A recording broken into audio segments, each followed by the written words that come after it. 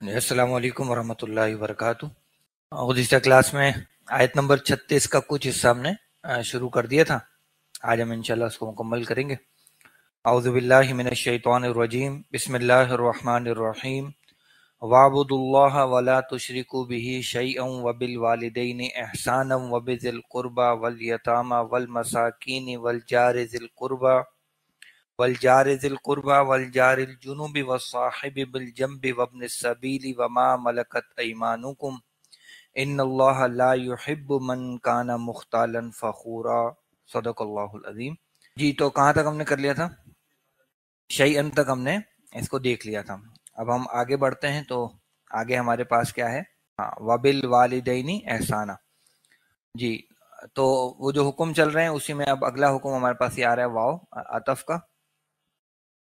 Bill वालिदैन में हम जानते हैं कि बी क्या है हमारा? हरफे जार है, जिसकी वजह से अल वालिदैन किस में होना चाहिए? बिल्कुल मजरूर हो जाएगा। लेकिन ये मजरूर है या नहीं? हाँ, ये इसका वाहिद क्या है? इसका रफा में क्या होता है? वालिदानी, और नसब और जर में वालिदैनी। और ये बात मैं आपको पहले बता चुका हूँ कि जब यानी अबवान का लफ्ज भी आता है और वालिदान का लफ्ज भी आता है, और जब वालिदान या वालिदैन का लफ्ज आता है तो उसमें ज्यादा जो गालिब हक होता है वो माँ का हुआ करता है। ये एक थोड़ा सा बारीक सा फर्क था, आपको पहले भी इशारा किया था मैंने। अच्छा, अब यहाँ है वबिल वालिदैनी एहसानन। अब ये जो एहसानन का लफ्ज है इसको थोड़ा सा हम ये देखेंगे कि ये नसब में है तो क्यों है और क्या उसकी वजह है। तो इसके दो रीजन हैं जो अभी हम यहाँ समझेंगे। अभी फौरी तौर पर हम ये करते हैं कि जो हुस्न है यानी एहसान जो है इसका मादा क्या है और इसकी तफसीलात को हम देख लेते हैं। फिर हम देखेंगे कि ये यहाँ पर नसब में क्यों आया है। जी, तो क्या है मादा? हा सीन नून, ये आता है बाब करुमा से। मुजर्रद में बाब करुमा से आता है और हसनन इसका मस्दर बनता है मुजर्रद में। वहां इसके बुनियादी माना होते हैं पसंदीदा होना, और इसके जेल में फिर इसके एक मायने हो जाते हैं खूबसूरत होना, और एक मायने होते हैं अच्छा या भला होना। ये तो माने होते हैं इसके कहाँ पे? बाब करुमा में। लेकिन एहसान का लफ्ज हम जानते हैं ये कहाँ से आ रहा है? बाबे इफ़ाल। बाबे इफ़ाल का ये मस्दर बनकर आया है, और वहां इसके मायने होते हैं किसी को खूबसूरती देना, यानी ये मुताद्दी हो जाता है। खूबसूरती देना या खूबसूरत बनाना, और किसी काम को अच्छे तरीके से मुकम्मल करना। तो जो दीन में एहसान की इस्तिलाह है वो इसी माना में है कि काम को अच्छे से मुकम्मल करना। इबादत करनी है तो अच्छे से इबादत करनी है, कोई और नेक अमल करना है तो उसको अच्छे से पूरा करना। तो खूबसूरती के साथ काम को मुकम्मल करना ये एहसान। यानी एक है मारे बांधे की यार ये क्या मुसीबत आ गई, अब ये करना ही पड़ेगा, नमाज का वक्त हो गया अब तो बस क्या करें, जाने पड़ेगा वरना बॉस नाराज होगा और ये होगा वो होगा। लेकिन एक है कि नहीं, नमाज का वक्त आ गया है, बंदा खुद से उठे, तैयारी करे और पूरे खुशू खुजू के साथ नमाज पढ़े। तो दोनों में जरा फर्क है। दोनों ने नमाज पढ़ी है, उसने भी नमाज पढ़ी है, इसने भी नमाज पढ़ी है, लेकिन ये मजबूरी में जा रहा है, कोई और प्रेशर है इसके ऊपर। एक है कि ये अपने अमल को खूबसूरत बना रहा है अल्लाह की रजा की खातिर, और उसमें फिर वो एक्सीलेंस का लेवल आ जाता है। उसकी नमाज में आपको महसूस होगा कि हाँ एक आजिज़ी है, एक लगाव, और वो खुद भी रूहानी तरफ वो भी उसको हासिल होता है, जबकि दूसरे वाले को ये सब चीजें हासिल नहीं हो पाती। तो ये एहसान का लफ्ज हो गया। अब यहाँ पर बात वाज़ी है कि बाबे इफ़ाल का मस्दर है जो यहाँ पर इस्तेमाल हुआ है। अच्छा, ये जो यहाँ पर आया एहसान नसब में क्यों आया है, तो इसके दो वजूहात जो है वो बयान की गई हैं। एक वजह ये बयान की गई है कि ये जो बिल वालिदैन है इससे पहले या तो ये लफ्ज महजूफ है जिसको मैं लिख रहा हूं अभी, इस्तौसु, क्या है? इस्तौसु, या फिर इससे पीछे महजूफ है आहसीनु। दोनों फेले अमर हैं, दोनों फेले अमर हैं। इस्तौसु भी फेले अमर है और आहसीनु भी फेले अमर है। तो पहले हम ये इस्तौसु, आहसीनु का तो मादा हमने देख लिया, इस्तौसु का मादा क्या है उसको थोड़ा देख लें, फिर उसके माने क्या बनते हैं वो आपके सामने मैं लेकर आता हूं। तो इस्तौसु का मादा क्या होगा जी? वाव, स्वाद और या। وصیت سے بنیادی طور پر یہ لفظ منع ہے. مجرد میں یہ لفظ باب ضربہ سے آتا ہے اور وصین اس کا مصدر بنتا ہے. بنیادی اس کے معنی ہوتے ہیں کسی چیز کا کسی سے پیوستہ ہونا. اچھا اس میں پھر تاکید ہونا اور ایک معنی ملنا اور جڑنا، دونوں اس میں معنی آ جاتے ہیں. یہ تو ہے مجرد میں. البتہ استوصو جو ہے وہ کس سے آیا ہوگا؟ کون سا باب ہوگا؟ یہ بہت واضح طور پر استفعال سے ہی آ رہا ہے. باب استفعال میں اس کے معنی ہوتے ہیں کسی کے بارے میں کسی کی وصیت قبول کرنا، ایک یہ معنی ہوتے ہیں، اور دوسرا حکم ماننا یا تنفیذ کا ذمہ لینا. تو یہاں پر زیادہ جو اس کے معنی بن رہے ہیں نا وہ استوصو یعنی حکم ماننے کے حوالے سے آ رہے ہیں. یعنی استوصو بالوالدین احسانن، یعنی حکم مانو والدین کے بارے میں. کون سا حکم مانو؟ احسان کا. تو یہ ایک ترجمہ ہوگا. اچھا اس میں یہ استوصو کیسے بنا ہے؟ یہ مضارع میں، بلکہ فعل امر لے لیں آپ اس کو، جمع مذکر حاضر. باب استفعال میں جمع مذکر حاضر کا جو وزن ہے وہ ہے تستفعلون. کیا بنے گا؟ تستوصیون، ایسے ہی ہوگا. اب اس میں ایک تو پہلے یہ دیکھیں کہ یہاں پر یہ دو حرف علت ایک ساتھ آ گئے تو ان کا گزارا نہیں ہوتا، لہذا کمزور والا جو کہ ہمارا یا ہے اس کو ہم گرا دیں گے. جب ہم یا کو گرائیں گے تو پیچھے کیا ہے؟ زیر، اور آگے واو ہے. واو کو تو نہیں بدل سکتے کیونکہ وہ وزن کی ہے، تو زیر کو کس میں بدل دیں گے؟ پیش میں. تو یہ بن جائے گا کیا؟ تس تو سونا. اب اس میں آپ بنا دیں فعل امر، دو تلواریں چلائیں گے. کیا کریں گے؟ علامت مضارع ہٹ گئی اور یہاں سے نون ہٹ گیا. ایک حمزۃ الوصل شروع میں آ جائے گا زیر والا، اور ایک یہ الف آئے گا واو الجمع کو ظاہر کرنے کا. تو یہ کیا بن جائے گا؟ استوصو. تو یہ لفظ یہاں میں نے لکھا ہوا استوصو. تو اس اعتبار سے اگر آپ لیں گے نا تو یہ جو احسانن کا لفظ وہاں پر آ رہا ہے، یعنی استوصو بالوالدین احسانن، تو وہاں وہ پھر احسان جو ہے وہ اس کا مفعول بن جائے گا. یعنی والدین کے بارے میں کس چیز کا حکم مانو؟ احسان کا حکم مانو. تو ایک تو یہ مفعول ہونے کی وجہ سے نصب میں ہے احسان، یہ ترکیب ہو سکتی ہے. آگے دیکھتے ہیں. اب اس میں جو احسنو کا لفظ ہے وہ باب افعال کا فعل امر ہے. حاسنون باب افعال فعل امر، کوئی جمع مذکر حاضر کا صیغہ ہوگا. کیا بنے گا باب افعال میں؟ تفعلون. تفعلون میں حاسنون ڈالیں گے، کیا بنے گا؟ تحسنون. اب فعل امر بنا دیں گے کیونکہ اس میں حرف علت کوئی بھی نہیں ہے، سیدھا سیدھا فعل امر بنائے تو علامت مضارع ہٹ گئی اور یہ نون ہٹ گیا. اچھا شروع میں لگانا پڑے گا حمزہ، اور جو باب افعال ہے اس میں حمزہ زبر والا ہی آئے گا، اس میں اور کوئی آپشن ہے نہیں ہمارے پاس. یہ بنے گا احسنو. اس میں ہمیں کوئی عین کلمے وغیرہ کو دیکھنے کی ضرورت نہیں، بس باب افعال ہے تو آنکھ بند کر کے زبر والا حمزہ لگا دیں. اور یہ جو زبر والا حمزہ ہے یہ حمزۃ القطع ہوتا ہے، یہ پیچھے سے ملانے پہ گرتا بھی نہیں، یعنی واحسنو نہیں بنے گا، واحسنو بنے گا. ملائیں گے ہم حمزہ کو پورا پڑھیں گے. تو اگر تو یہ احسنو ہوگا تو پھر جو احسانن کا لفظ آ رہا ہے یہ ہو جائے گا مفعول مطلق. اور مفعول مطلق کے تین مقاصد ہوتے ہیں، ان میں سے ایک مقصد ہوتا ہے تاکید کا.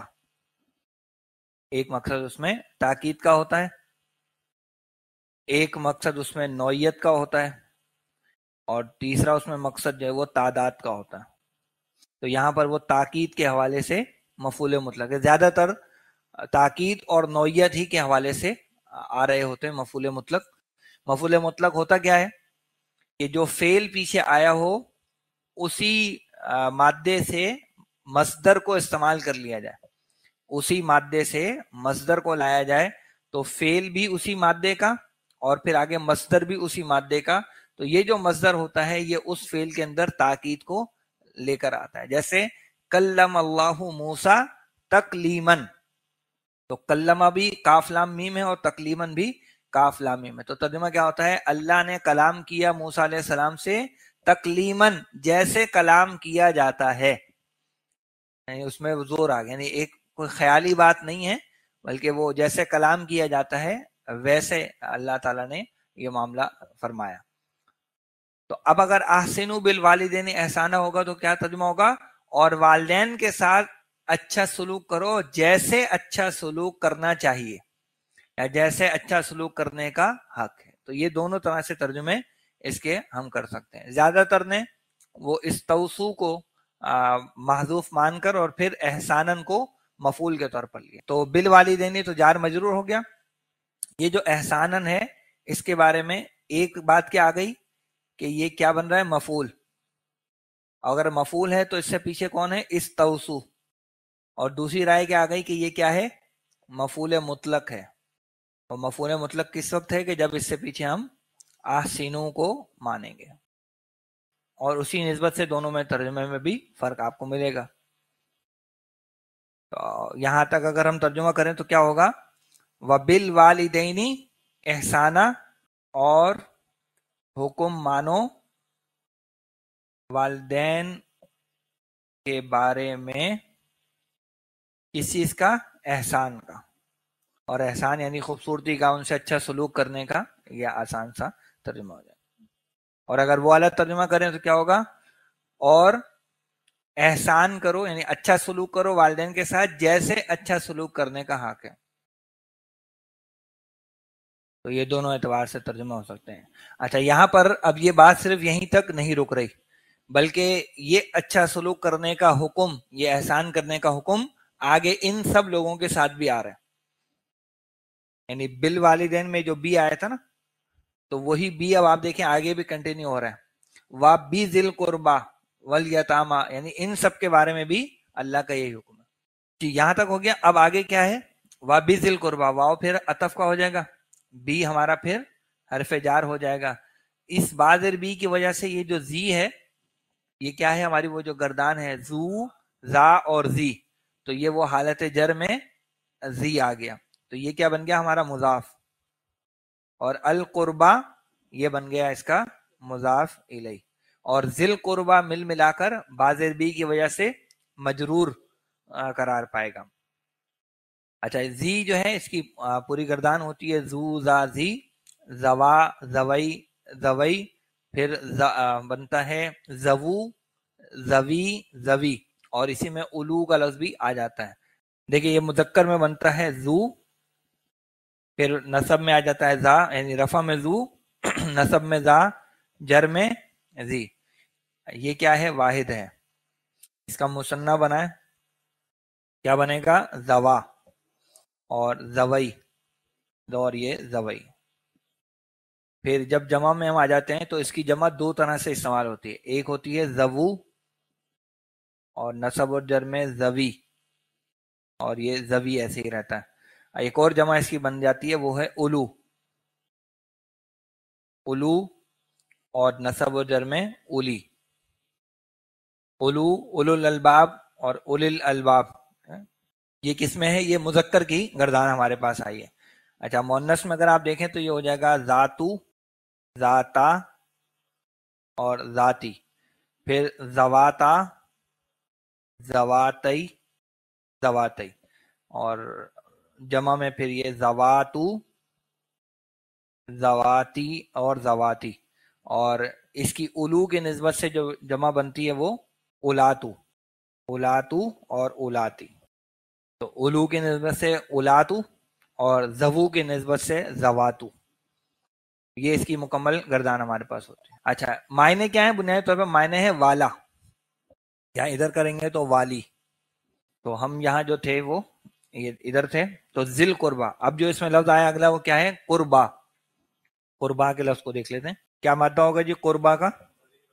جی قاف را با، بالکل قاف را با. یہ باب سمیہ سے زیادہ تر استعمال ہوتا ہے، اور اس کا مصدر جو بنتا ہے وہ ہے قربن. قربن کے بنیادی معنی ہوتے ہیں کسی کے نزدیک جانا یا قریب ہونا.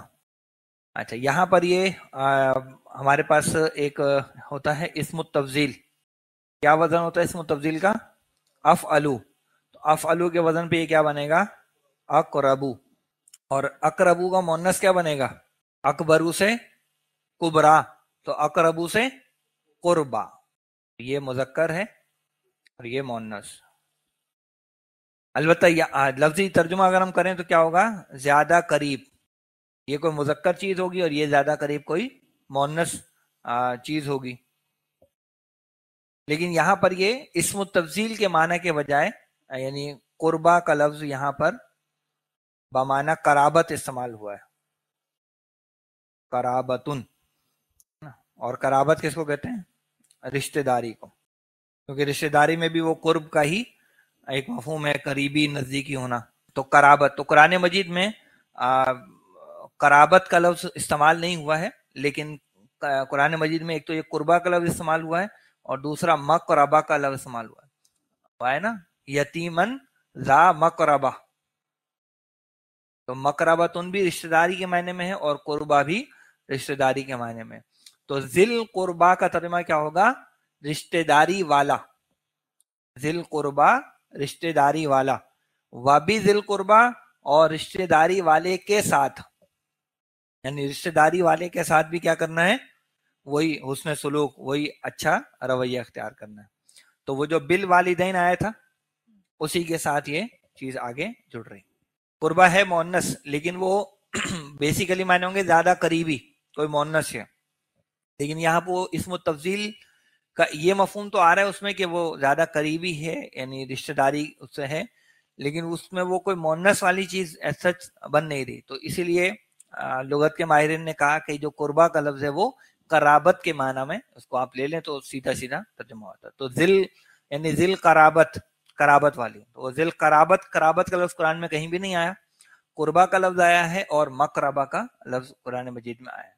तो क्या तर्जुमा कर देंगे जी इसका आप, वाबिजिल कुर्बा और हाँ कराबत वाले के साथ या कराबत वालों के साथ। ये है तो लफ्ज वाहिद जी, यहाँ आना चाहिए था यहाँ पे उलिल कुर्बा या जविल कुर्बा, और जगहों पे कुरान मजीद में जमा में आया है ये जविल कुर्बा, तो वो जो जवी है ना वो जमा में इस्तेमाल हुआ है, यहाँ पर वाहिद में आया है। लेकिन अगले जो अल्फाज हैं आप देखें तो वो जैसे यतामा और मसाकिन ये दोनों जमा में आ रहे हैं, तो उसकी निस्बत से हम इसको भी जमा ही में काउंट कर लेंगे। तो क्या करेंगे, और रिश्तेदारों के साथ, और रिश्तेदारों के साथ यानी वही है, रिश्तेदारों के साथ भी अच्छा सलूक करो, या रिश्तेदारों के बारे में भी ये अल्लाह का हुक्म है। फिर वाव क्या हो जाएगा हमारा, फिर अतफ का आ गया यतामा। ये यतामा किस हालत में होने चाहिए, वैसे तो मीम पे खड़ा जबर है पता नहीं लग रहा, लेकिन कॉन्टेक्स्ट में देखें तो जी ये भी मजरूर है, और किस वजह से, ये इस वाले बा की वजह से, यानी वबिजिल कुर्बा वबिल यतामा। अब ये जो यतामा का लफ्ज है पहले भी वैसे तो गुजरा है, दोबारा देखते हैं इसको। यतामा का मादा क्या होना चाहिए जी, या ता और मीम, या ता मीम इसका मादा है, मुजर्रद में बाप समिया से आता है, वैसे इससे फेल कोई आया नहीं है, लेकिन मुजर्रद में बाप समिया से आता है, यतमन इसका मसदर बनता है।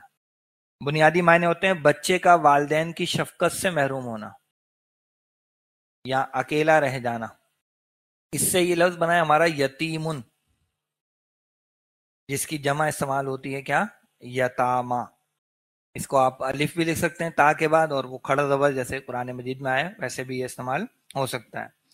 तो यतामा किसको कहते हैं, अभी इसको देखें कितना इसको वाजे किया है। इंसानों में,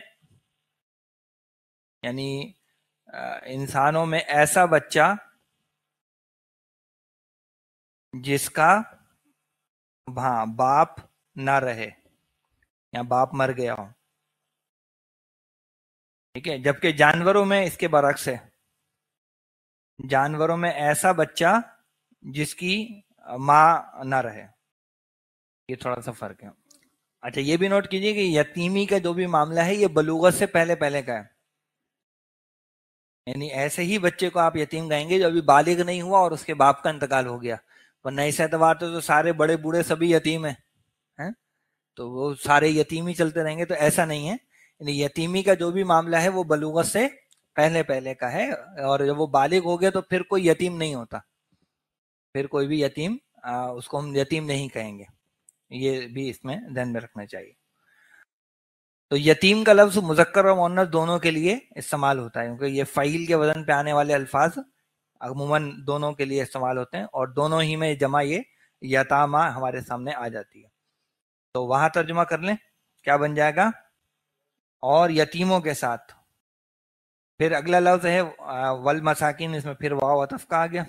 مساکین کی حالت میں یہ بھی جر میں ہے, مجرور ہو گیا. اور مجرور کیوں ہوا یہ, اسی بازر بی کی وجہ سے جو پیچھے آیا ہے. کیا مادہ ہوگا جی مسکین کا, سین کاف نون باب نصرہ سے آتا ہے اور اس کا مصدر بنتا ہے سکونن. اس کے معنی ہوتے ہیں بنیادی حرکت کے بعد ٹھہرنا, نہیں کوئی شے چل رہی ہو, چلتے چلتے وہ حالت سکون میں آ جائے. تو پھر اس نسبت سے ایک معنی آرام کرنا, یہ بھی معنی ہوتے ہیں, اور دوسرے اس کے معنی ہوتے ہیں سکونت اختیار کرنا یا ٹھہرنا, مراد کسی جگہ پہ قیام کرنا. وہ ہے نا وَسَكَنْتُمْ فِي مَسَاكِنِ الَّذِينَ ظَلَمُوا, یعنی تم ٹھہرے ان جگہوں پر کہ جن میں ظالم لوگ جو وہ گزرے. اس میں یہ لفظ ہمارے پاس آتا ہے, واحد ہے مسکینن, مسکینن, اور اس کی جمع ہے ہمارے پاس مساکینو, مساکینو. یہ غیر منصرف جمع ہے, اور لیکن غیر منصرف پر تو زیر نہیں آتی تھی. جو ہم ٹیکسٹ ابھی دیکھ رہے ہیں اس میں تو زیر آئی ہوئی ہے, کیوں, کیونکہ ال لگ گیا. تو ال لگتا ہے تو پھر وہ حالت جر میں زیر قبول کر لیں. تو مسکین یہ بیسیکلی ہمارا اس میں صفت ہے, اور یہ بھی مذکر مؤنث دونوں کے لیے یہ سیم استعمال ہوتا ہے. تو محتاج یا ضرورت مند یہ اس کے بنیادی معنی ہوتا ہے. تو یہاں کیا ترجمہ کر لیں گے, اور مسکینوں کے ساتھ. جی تو یہ ہو گیا. اب آگے ہمارے پاس ہے والجاری ذل قربا. واو پھر ہمارا کیا ہو گیا, عطف کا ہو گیا. اس عطف کی وجہ سے کیا ہوا, جار ہمارا یہ مجرور ہو گیا. اچھا, اور ذل قربا جو ہے وہ یہ وہی پیچھے والا ذل قربا ہے, لیکن یہ جو ذل قربا ہے یہ صفت بن رہی ہے اس مجرور کی, یعنی جار جو ہے وہ موصوف ہے اور ذل قربا اس کی صفت ہے. تو والجاری ذل قربا. اب جار کس کو کہتے ہیں یہ دیکھنے کو کہ یہ لفظ آگے پھر اور بھی آ رہا ہے, جار الجنوب میں بھی آ رہا ہے. تو جار کا لفظ ہم ایک دفعہ دیکھ لیتے ہیں. تو کیا مادہ ہوگا جی جار کا, جیم واو را, اور باب نصرہ سے آتا ہے, اور جورن اس کا مصدر بنتا ہے. تو ایک تو اس کے معنی ہوتے ہیں کسی چیز سے ہٹ جانا یا بھٹک جانا, یہ ہے اس کا منفی استعمال, یعنی گمراہ ہو جانا. اسی سے وہ لفظ بنتا ہے نا السلطان الجائر, یعنی ظالم بادشاہ جو ہے. تو وہاں یہ جائر کا لفظ آتا ہے. یا جور الادیان, وہ نا جور الملوک, بادشاہوں کا ظلم و ستم, ادیان کا ظلم و ستم, تو وہ جور کا لفظ وہاں استعمال ہوا. لیکن دوسرے اس کے معنی یہ ہوتے ہیں کسی کے قریب ہونا, اور اسی میں پھر پڑوسی ہونا, حمایتی ہونا, یا ایک معنی اس کے ہوتے ہیں پناہ طلب کرنا. تو یہ سورہ مومنون میں لفظ ہے نا وَهُوَ يُجِيرُ وَلَا يُجَارُ عَلَيْهِ, وہ اللہ پناہ دیتا ہے اس کے خلاف کوئی پناہ نہیں. اس کا مادہ بھی بیسیکلی یہی ہے. اس میں ہمارے پاس یہ لفظ بنتا ہے جارن, یہ ہمارا اس میں صفت ہے, اور یہ بھی مذکر مؤنث دونوں کے لیے استعمال ہوتا ہے. جس کی جمع ہمارے پاس استعمال ہوتی ہے, ایک ہوتی ہے جیرانن اور ایک جمع ہوتی ہے اجوارن. جمع اس کی خیر نہیں آئی قرآن مجید میں, لیکن یہ جیران کا لفظ احادیث میں بعض جگہوں پر استعمال ہوا ہے. تو معنی اس کی کیا ہوتے ہیں, پڑوسی کے بھی ہوتے ہیں, ساتھی کے بھی ہوتے ہیں, حلیف یا مددگار, ان سب معنوں میں یہ لفظ استعمال ہوتا ہے. یہاں جو کانٹیکسٹ ہے اس میں پڑوسی کے لیے یہ لفظ استعمال ہوا ہے. تو الجاری ذل قربا کیا ترجمہ کریں گے, ہاں رشتہ دار پڑوسی, رشتہ دار پڑوسی, قرابت والا پڑوسی, اور مسکینوں کے ساتھ اور قرابت دار پڑوسی کے ساتھ, یعنی ایسا پڑوسی جو آپ کا رشتہ دار بھی ہے اس کا حق زیادہ ہے. اب جو دوسرا پڑوسی آ رہا ہے وہ ہے والجار الجنوب. تو پھر یہ واو ہمارا کیا گیا عطف کا, الجار الجنوب, یہ پھر وہی موصوف صفت ہے. الجار ہمارا موصوف ہے اور الجنوبی اس کی صفت ہے، اور یہ بھی مجرور ہے اسی بازر بی کی وجہ سے۔ اب اس میں جو لفظ جنوب ہے آئیے اس کو دیکھتے ہیں۔ جنوب کا مادہ کیا ہوگا جی؟ جیم نون با۔ یہ باب نصرہ سے جب استعمال ہوتا ہے تو جنبن اس کے مصدر کے طور پر آتا ہے، اور وہاں معنی ہوتے ہیں پہلو مارنا، یا ایک معنی اس کے ہوتے ہیں پھر کسی سے کسی چیز کو ہٹانا یا دور کرنا۔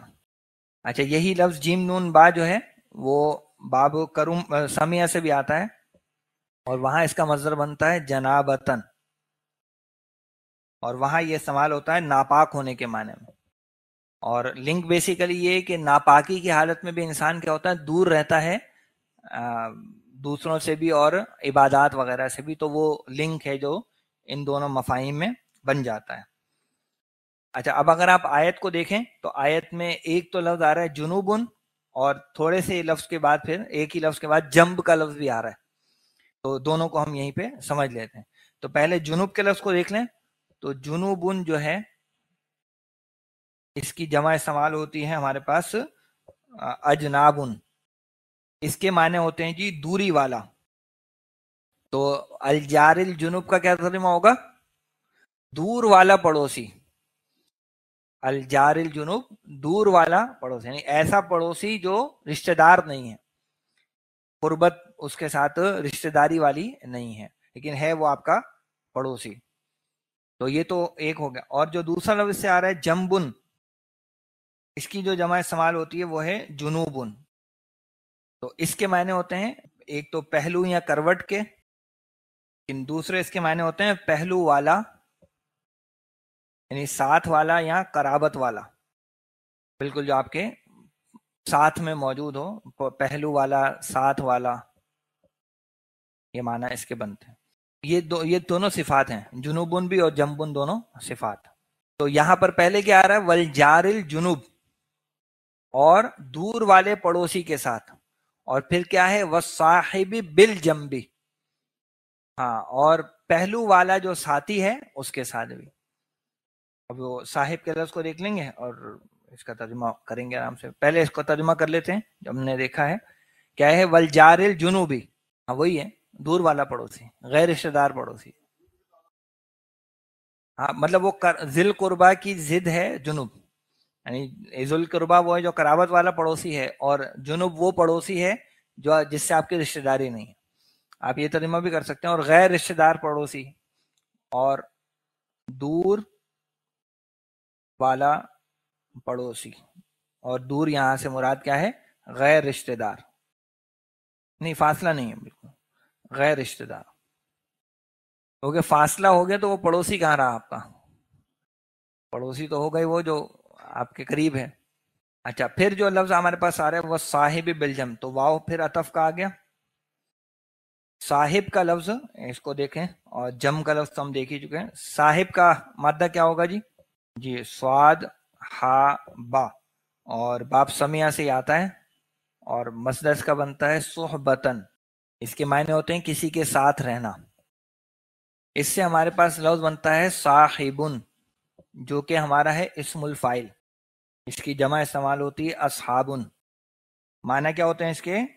ساتھ رہنے والا، یا سمپل انداز میں ساتھی کو بھی آتا ہے، اور صرف والا کے معنی میں بھی آتا ہے، جیسے اصحاب الجنہ، جنت والے، یعنی جنت میں ساتھ رہنے والے، وہ اس طرح کا ترجمہ اس کا ہو جائے گا جی۔ اصحاب الیمین، اصحاب الشمال، سب اس طرح کے۔ تو والصاحب بالجنب، تو کیا ترجمہ ہوگا؟ اور ساتھ رہنے والا پہلو کے، یا اور پہلو کے ساتھ رہنے والا، یہ اور پہلو کے ساتھ رہنے والا، یعنی اس کے ساتھ بھی کیا کرنا ہے؟ اچھا سلوک کرنا ہے۔ اب یہ کون ہے؟ یعنی یہاں آپ دیکھیں تو تین طرح کے پڑوسیوں کا بیان آ گیا۔ ایک وہ پڑوسی ہے جس سے رشتہ داری بھی ہے، اس سے زیادہ تاکید کی گئی ہے کہ اچھا سلوک کیا جائے۔ پھر دوسرے نمبر پر کون ہے؟ الجار الجنوب، وہ پڑوسی جو رشتہ دار نہیں ہے، تو اس کا درجہ پہلے والے سے کم ہے، یعنی پہلے والے سے آپ اس میں سلوک کریں گے تو پڑوسی کے بھی حق ادا کریں گے اور صلہ رحمی بھی کریں گے، لیکن جار الجنوب میں اس کے حقوق ادا کریں گے تو آپ پڑوسیوں کے حقوق ادا کریں گے۔ اور تیسرا صاحب بالجنب وہ ہے جو عارضی پڑوسی ہے، آپ کے پہلو کا ساتھی ہے، آپ کی کلاس روم میں آپ کے ساتھ بیٹھا ہے، بس کے سفر میں آپ کے ساتھ بیٹھا ہے، ٹرین کے سفر میں آپ کے ساتھ بیٹھا ہے، جہاز کے سفر میں آپ کے ساتھ بیٹھا ہے، لائن میں آپ کہیں لگے ہوئے ہیں وہاں وہ آپ کا ساتھی ہے، کلاس روم میں کوئی پیپر دیتے ہوئے، تو یہ اس موقع پہ بھی جو عارضی طور پر بھی آپ کے ساتھ ہے اس کے بھی حقوق، یعنی اگر اس سے کوئی ضرورت پیش آ جاتی ہے اور آپ اس ضرورت کو پورا کر سکتے ہیں تو بھائی پین کی انک ختم ہو گئی، آپ کے پاس ایکسٹرا پین ہے تو آپ اس کو ایکسٹرا پین جو ہے وہ دے دیں، یہ ایک پہلو ہے۔ آپ سیٹ میں جو ہے وہ اس کے لیے تھوڑی سی گنجائش پیدا کر دیں، یہ ایک اور پہلو آ سکتا ہے، اور اس طرح کے مختلف پہلو وہ آ سکتے ہیں۔ تو تین طرح کے پڑوسی، رشتہ دار پڑوسی، غیر رشتہ دار پڑوسی اور عارضی پڑوسی۔ محفل کا کوئی ساتھی ہے، آپ درس کی کسی محفل میں شریک ہیں، اب آپ جو ہے وہ پھیل کے جو ہے بیٹھے ہیں اور اگلے کو جگہ نہیں ملتی، تو ایسے معاملات نہ کریں۔ تو یہ تمام تر حقوق ہیں کہ جو یہاں پر پڑوسیوں کی نسبت سے بیان کیے گئے۔ پھر اگلا کیا ہے ہمارے پاس، یہ ہاں وابن السبیل، واو پھر ہمارا عطف کا آ گیا، اور یہ جو ابن السبیل ہے، یہ جو ابنی جر میں آ رہا ہے یہ بھی وہی ہے، وابی ابن السبیل، وہ با کا اثر اس پر چل رہا ہے، اور یہ جو ابن السبیل ہے یہ مضاف مضافلے بن کر ہمارے پاس آیا ہے، مضاف اور مضافلے۔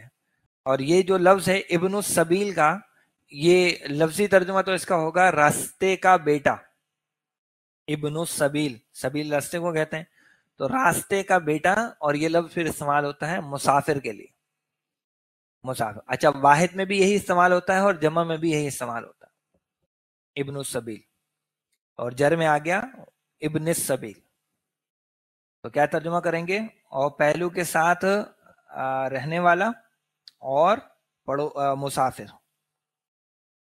تو ہم اگر پیچھے سے ملائیں ترجمے کو تو یتیموں کے ساتھ اور مسکینوں کے ساتھ اور قرابت دار پڑوسی کے ساتھ اور دور والا پڑوسی یعنی دور والے پڑوسی کے ساتھ اور پہلو کے ساتھ رہنے والے کے ساتھ اور مسافر کے ساتھ، اس طرح سے ہم اس کا ترجمہ بنا لیں۔ تو یہ سارے حقوق العباد کی طرف جو وہ توجہ اس میں دلائی جا رہی ہے۔ اور کن کے ساتھ ہے جی، وما ملکت ایمانکم، یہ واو بھی عطف کا ہے، ما یہاں موصولہ ہے، اور ملکت ایمانکم یہ اس کا صلہ بن جائے گا، جس میں جو ملکت ہے ہمارے پاس یہ فعل ہے، اور کون سا صیغہ ہے یہ فعل کا، واحد مؤنث غائب کا، تو کوئی فاعل آ سکتا ہے، لہذا آگے دیکھیں ایمانو جو ہے وہ رفع میں ہے، یہ اس کا فاعل بن جائے گا۔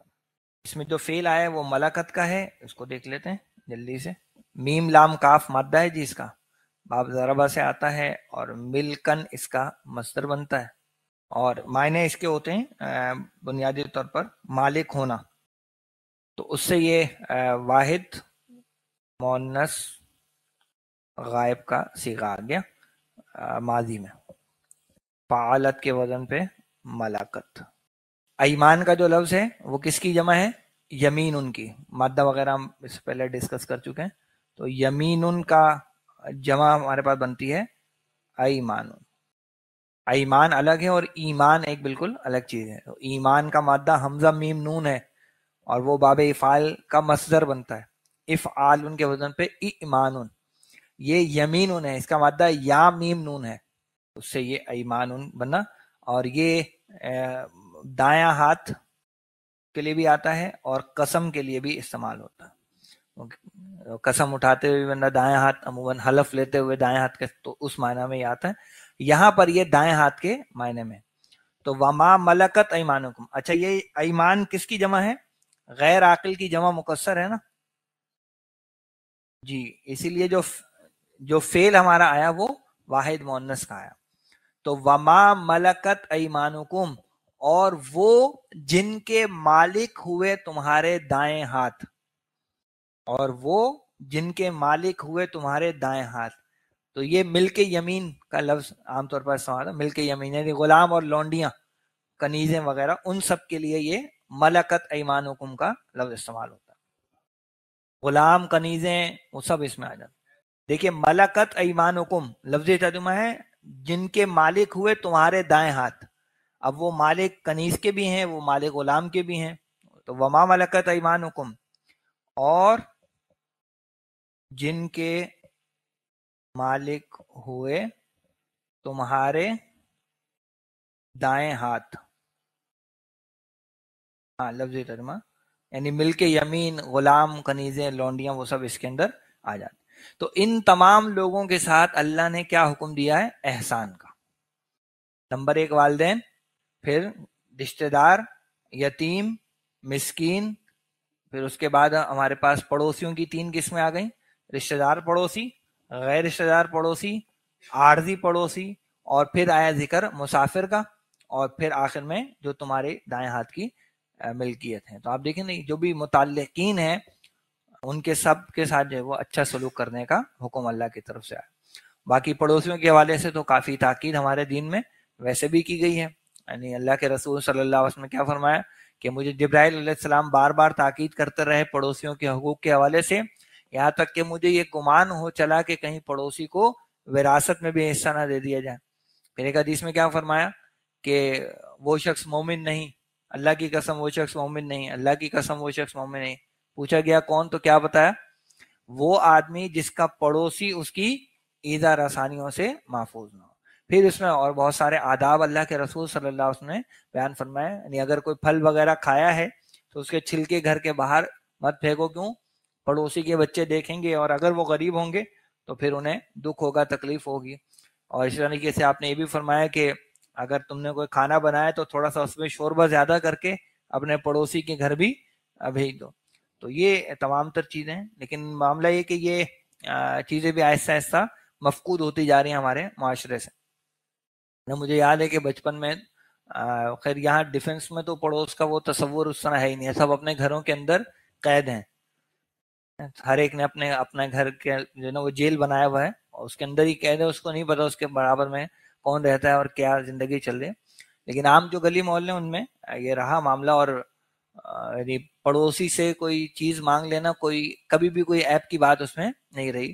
یہاں تک کہ کوئی سالن مانگ لینا، پلیٹ لے کر اس کے گھر چلے، ہاں بھائی کیا پکا ہے، جو پکا ہے وہ دے دیں، تو یہ کوئی بری بات کبھی بھی نہیں سمجھیں گے. لیکن اب جو ہے وہ انسان کی خودی کے خلاف جو ہے وہ خودداری کے خلاف جو ہے ان چیزوں کو سمجھا جاتا ہے. بہرحال دونوں طرف سے یہ چیزیں ہیں جن کو دیکھنے کی ضرورت ہے.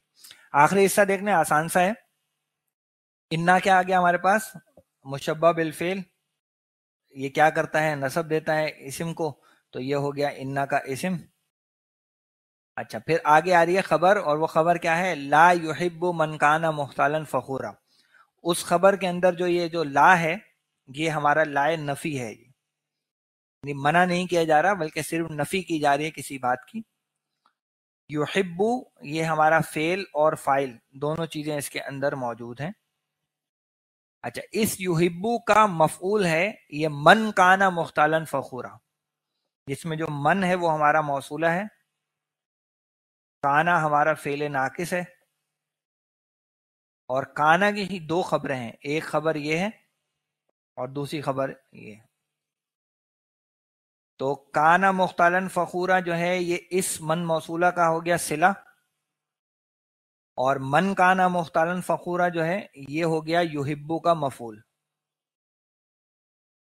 اور لا یحب من کانا مختالا فخورا یہ پوری ہو گئی خبر، انا کی خبر. اب اس میں جو نیا لفظ ہے وہ بس یہ مختال اور فخور کا ہے. ان کو دیکھتے ہیں جلدی سے، اس کو پورا کرتے ہیں. جی مختال کا مادہ ہے خا، یا اور لام، اور یہ مادہ استعمال ہوتا ہے باب فتح سے. خیلن اس کا مصدر بنتا ہے. بنیادی اس کے معنی ہوتے ہیں ذہن میں کسی چیز کی تصویر بنانا، ایک معنی یہ ہوتے ہیں، اور تصور کرنا، سمجھنا، خیال کرنا، یہ سارے معنی اس کے آ جاتے ہیں.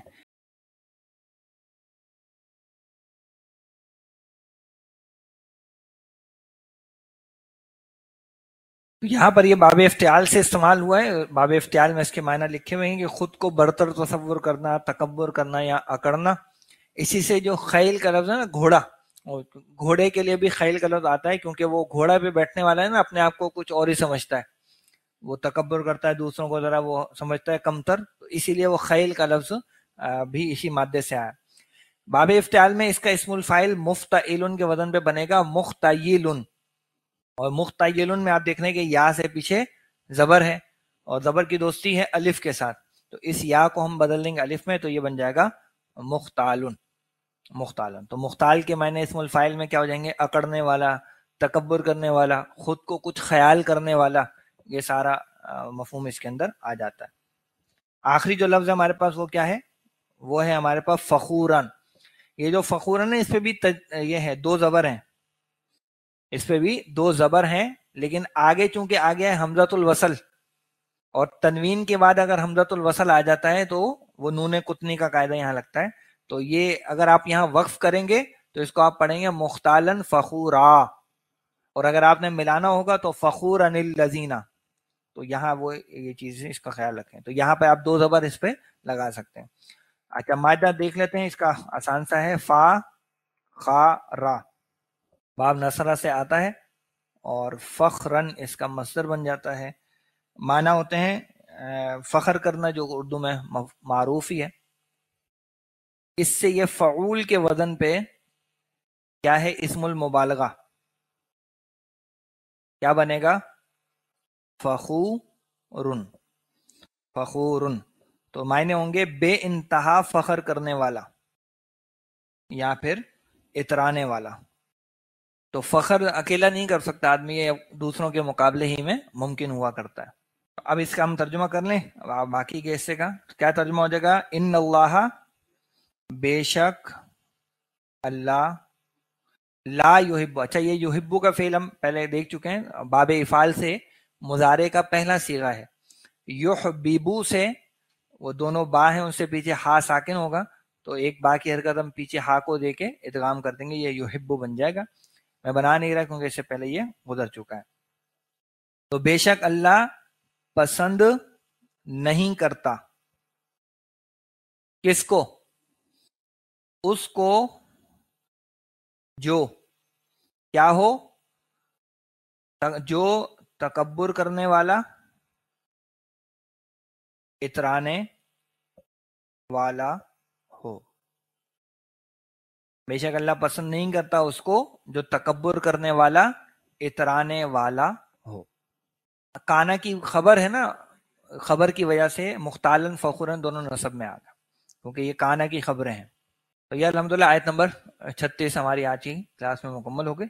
اب انشاءاللہ اگلی کلاس میں آیت نمبر 37 سے ہم ترجمے کا آغاز کریں گے۔ اللہ تعالیٰ سے دعا ہے کہ جو حکم اللہ نے اس آیت میں ہمیں دیا ہے، اللہ تعالیٰ ہم سب کو اس پر عمل کرنے کی توفیق عطا فرمائے، آمین یا رب العالمین۔ اقول قولی ھذا واستغفر اللہ لی ولکم ولسائر المسلمین والمسلمات۔ السلام علیکم ورحمۃ اللہ وبرکاتہ۔